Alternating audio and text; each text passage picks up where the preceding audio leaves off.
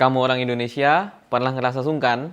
Mau minta tolong tapi sungkan, diajak sesuatu tapi sungkan nolak, atau mungkin masuk ke rumah orang tapi sungkan mau masuknya.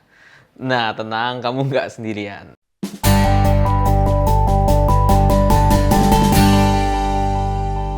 Nah, kayak yang kita tahu sendiri, sungkan itu kayak segan atau nggak enak hati.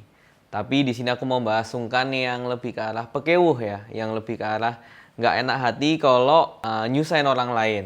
Tapi menurutku sungkan yang mau kita bahas hari ini, kita mau bahas sungkan yang di tahap wajar, bukan yang sungkan berlebihan, tapi sungkan dengan yang tadi kita nggak mau nyusahin orang lain. Karena menurutku sungkan yang berlebihan itu juga nggak sehat dan nggak baik.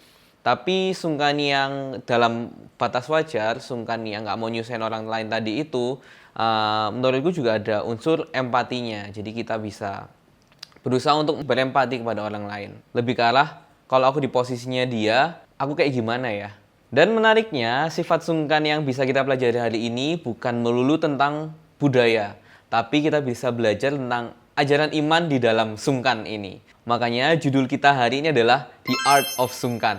Di sini aku mau ngangkat satu ayat yang menurutku bagus banget dari Matius bab 7 ayat 12a.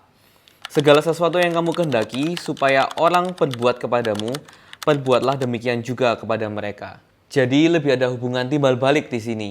Dan sikap tadi, bagaimana kita bertindak, sebagaimana kita menginginkan orang lain bertindak pada kita namakan golden rule atau aturan emas, di mana itu harus kita bawa terus sepanjang kita hidup. Dan golden rule itu tadi ngajarin kita buat mikir, kalau aku diperlakukan seperti itu juga, aku kayak gimana ya? Dan disitulah muncul sungkan yang pekewuh. Sungkan yang nggak mau ngerepotin dan nggak mau nyusahin orang lain. Dimana mungkin kita nggak selamanya bisa mengerti keadaan orang lain, tapi dari golden rule ini kita diajarin buat seenggaknya kita bisa memahami keadaan orang lain. Jadi bukan selalu ngerti, tapi kita diajak buat selalu memahami. Dan satu hal yang pasti dalam sungkan yang sehat, ada kasih di dalamnya. Di sini kita bisa belajar dari Tuhan Yesus sendiri yang sudah mengasihi kita lebih dulu. Dan kasih yang Tuhan Yesus ajarkan adalah kasih yang penuh pengorbanan.